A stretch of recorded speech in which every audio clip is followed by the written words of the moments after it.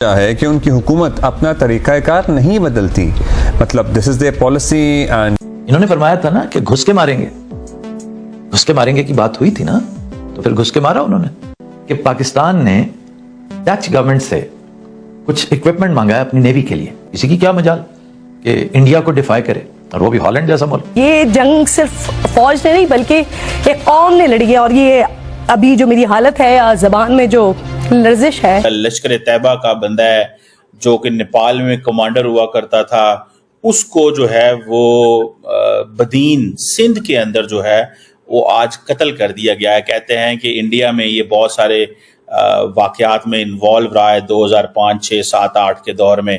हाशिम मूसा and तला अली, ये तो है ना जी पक्की पक्की बात है कि पाकिस्तानी है। ये है वो लॉलीपॉप जो कौम को दिया जा रहा है। हर कुछ दिन बाद हालात ठीक हो जाएंगे, ठंडी हवाएं आना शुरू हो जाएंगी। नरेंद्र मोदी पाकिस्तान में 20 से 24 के दरमियान लोगों को, जो उसके टारगेट थे, जिसमें कश्मीर से जुड़े लोग भी थे, जो मूवमेंट का हिस्सा थे, जिसमें खालिस्तान मूवमेंट से जुड़े लोग भी थे, उन सबको पाकिस्तान की सरजमीन पे मरवा चुका है। मेरे पाकिस्तानियों, अब इसमें एक और नाम का इजाफा हो गया। इंडिया ने रज़ाउल्लाह निज़ामानी, ये आपको तस्वीर नजर आ रही है, मुबैना तौर पे इनको टारगेट किलिंग करके मरवा दिया है।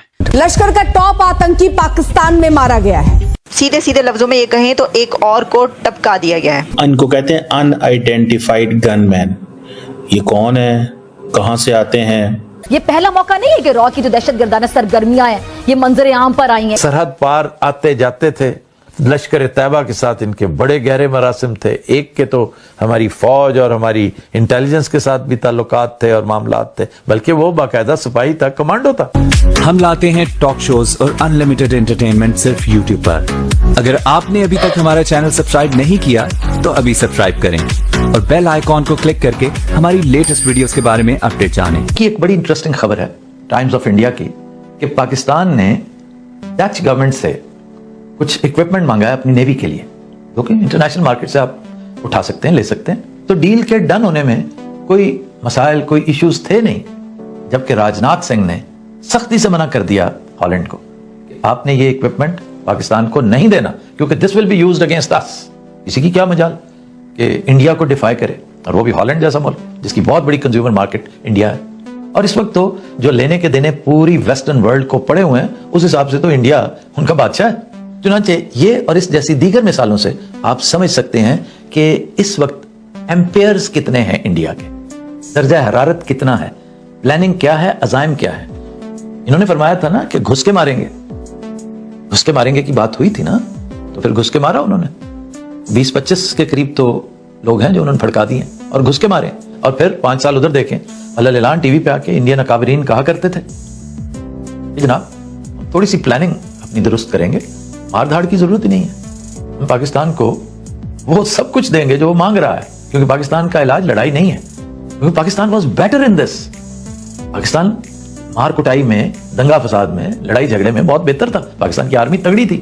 तो उन्होंने कहा कि नहीं, हम ये काम नहीं करते, हम वहां मारते हैं जहां ये कमजोर है। और कमजोर कहां है? अकल के मामले में, क्योंकि अनफॉर्चुनेटली पाकिस्तान अकल के हवाले से, हमारी ऊपर वाली मंजिल जो है ना, वो काफी हद तक खाली है, खाली रही, खाली है, और आइंदा भी लगता यही है। जहां वो कमजोर है उस हवाले से उसको बीट करो। जो मैं कह रहा हूं ना कि बौंदल गए, हम बौंदले हुए लोग हैं, कंफ्यूज्ड लोग हैं। कंफ्यूज कौन होता है? बौंदलता कौन है? इसकी प्लानिंग नहीं होती, इसको सजाई कुछ नहीं देता। चुनांचे अब देखते हैं कि इंडिया का मामला क्या है, क्यों डोनाल्ड ट्रंप हमें वो कुछ नहीं दे रहा जो हम उससे मांग रहे हैं। नंबर 1, वो इंडिया को नाराज नहीं कर सकता। नंबर 2, हमारे पास तो चॉइस ही कोई नहीं है, क्योंकि इंडिया ने भी यकीनदानी की है कि आप परेशान ना हो, आप उससे अपने मकासद हल करें। जो जो कुछ चाहिए, कैदी शैदी चाहिए, वो आपको देते रहेंगे। न्यूक्लियर को डिफैंग करना है तो आप जाने और पाकिस्तान जाने, और आप करवा सकते हैं। इसराइल को तस्लीम करवाना है तो आप जाने और पाकिस्तान जाने, और ये कोई ऐसा काम नहीं है, वो तो वैसे तैयार बैठे। आप उन्हें थोड़ी सी झलक दिखाएं किसी चीज की। इक्तदार को तूल मिलता है तो मसला ही कोई नहीं। और इक्तदार क्या है? स्टेटस को, जैसा चल रहा है 78 साल से, 100 साल मजीद दे दें, ऐसी कौन सी बात है? पहले भी तो सारी देन आप ही की है ना। तो ये है वो मामला। अब इंडिया क्या चाहता है? इंडिया ने, जैसे मैंने पहले गुजारिश की कि ये सारा कुछ रैंडमली नहीं कर रहा हो। इंडिया ने प्रॉपर प्लानिंग के साथ BLA और उस जैसे 20-22 आउटफिट्स क्रिएट किए हैं और उस पर ठीक ठाक इन्वेस्टमेंट की है। तो उसने सोचा होगा कि भाई जंगो जदल पर भी तो पैसा ही खर्च होता है ना, तो बजाय सबमरीन्स पे पैसा खर्चने के, बजाय मिसाइल्स पर पैसा खर्चने के, टैंकों पे और बॉम्ब्स पे और गन्स पे खर्च करने के, क्या ही अच्छा हो कि हम निस्बतन सस्ता काम करें कि सांप भी मर जाए और लाठी भी ना टूटे। नरेंद्र मोदी पाकिस्तान में 20 से 24 के दरमियान लोगों को, जो उसके टारगेट थे, जिसमें कश्मीर से जुड़े लोग भी थे, जो मूवमेंट का हिस्सा थे, जिसमें खालिस्तान मूवमेंट से जुड़े लोग भी थे, उन सबको पाकिस्तान की सरजमीन पे मरवा चुका है। मेरे पाकिस्तानियों, अब इसमें एक और नाम का इजाफा हो गया है।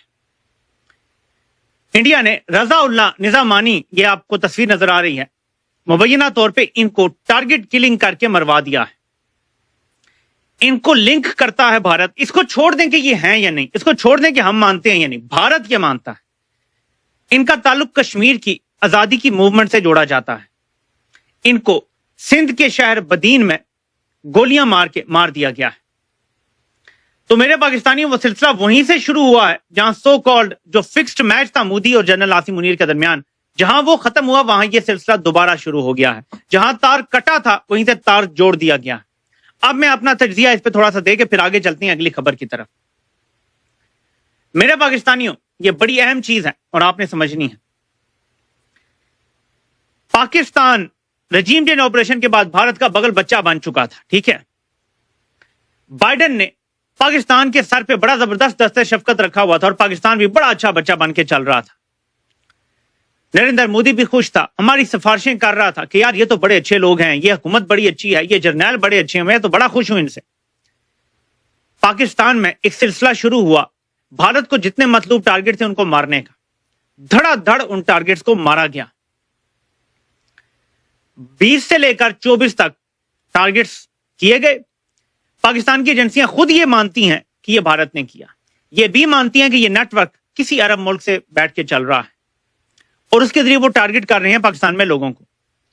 फिर ये पहलगाम का वाकया होता है, मोदी इनको आगाह करता है, मैं बार बार आपको याद दिलाता रहूंगा, मोदी इनको आगाह करता है कि हम हमला करेंगे, चंद टारगेट्स होंगे, हम फौज पे हमला नहीं कर रहे, हम पाकिस्तान से जंग नहीं कर रहे, हम खास टारगेट्स को निशाना बनाएंगे। ये जो अब समझ आ रहा है ये टारगेट किलिंग का सिलसिला शुरू होने के बाद कि ना सिर्फ पाकिस्तान को ये कहा गया कि आपने दहशतगर्दी का जो ये सेटअप है ये खत्म करना है, और ये मैं नहीं कह रहा, सिर्फ आपने जेडी वैंस की वो जो इंटरव्यू में कही गई बात है ना वो याद करनी है। उसने यही कहा था कि हम पाकिस्तान को कह रहे हैं कि जो टेरर रिलेटेड नेटवर्क है, इवन मार्को रूबियो की भी जो कॉल है उसका भी यही है कि पाकिस्तान से हम जो कह रहे हैं जो टेरर नेटवर्क्स हैं इनके खिलाफ आपको कार्रवाई करना होगी। अगर मैं इसका आसान तर्जमा करूं तो भारत को जो जो मतलूब लोग हैं पाकिस्तान वो मारने में भारत की मदद करे। भारत का ये बुनियादी कंसर्न है कि हम जो कश्मीर के अंदर मूवमेंट है उसको खत्म कर दें, बिल्कुल उसको कुचल के रख दें। वो तब तक नहीं हो सकता जब तक कहीं ना कहीं टुकता हल्की फुल्की सपोर्ट ना मिलती रहे, बेशक स्टेट और नॉन स्टेट एक्टर से हो। भारत की ये डिमांड रही है जी कि ठीक है आप हमारी गुलामी आप मान गए हैं, आप अच्छे ताबेदार बन गए, लेकिन ये बंदे हमने टारगेट करने हैं, हमें दे दें। भारत को 20 से 24 बंदे मारने दिए गए, ठीक है। हमारी सरजमीन पर भारत कार्रवाइयां करता रहा गुज़श्ता 2-2.5 सालों से, जब तक जनरल आसिम मुनीर आया है भारत के लिए ये खुला मैदान छोड़ दिया गया है। और उसके बाद अब दोबारा से यह सिलसिला शुरू हो गया है सो कॉल्ड जंग के बाद, सीज फायर के बाद, यानी अब दोबारा से पाकिस्तान के अंदर जितने भारत को मतलब टारगेट हैं उनको दोबारा से मारे जाने का सिलसिला शुरू होने जा रहा है। वो फिर खालिस्तान मूवमेंट से रिलेटेड लोग हों या फिर वो कश्मीर से रिलेटेड लोग हों, उनको अब मारा जाएगा। जी मैं आपको एडवांस में बता रहा हूं जी, ये है जी सीज फायर की कीमत जो पाकिस्तान अब चुकाएगा कि हमने कश्मीर से बिल्कुल दस्तबरदारी इख्तियार कर ली है।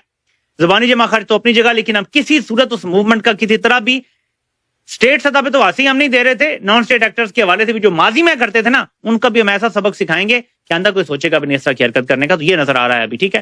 तो ये आपको आगाह करना जरूरी था कि अभी डेवलपमेंट्स क्या हो रही हैं। ऐसे में एक और बड़ी डेवलपमेंट पाकिस्तानी मीडिया अब ये रिपोर्ट कर रहा है, जो जर्नैल खुशियां मना रहे हैं, ये लॉलीपॉप कौम को खिला रहे हैं। ये लॉलीपॉप, ये बड़ा लॉलीपॉप है मेरे पाकिस्तानियों, एक बंदा नहीं खा सकता। अखे योम इस्तेकाम थे, योम तशक्कुर, तो पता नहीं कौन कौन से योम मना रहे हैं। ये इस चीज को ध्यान में रखें। भारत पाकिस्तान को मुस्तकबिल करीब में, बल्कि मोदी की यह ख्वाहिश है कि अगले इलेक्शन से पहले को इतना बड़ा खिलवाड़ किया जा सके पाकिस्तान के साथ कि अगला इलेक्शन भी बीजेपी के लिए जीतना समझे, मोदी हो या ना हो बीजेपी अगला इलेक्शन जीते। तो आपको ये वीडियो कैसा लगा कमेंट बॉक्स में जरूर लिखिए। इस वीडियो को लाइक कीजिए, शेयर कीजिए, सब्सक्राइब करना ना भूलिए आपके चैनल EFC.Z को। तो मिलते हैं अगली वीडियो में। जय हिंद।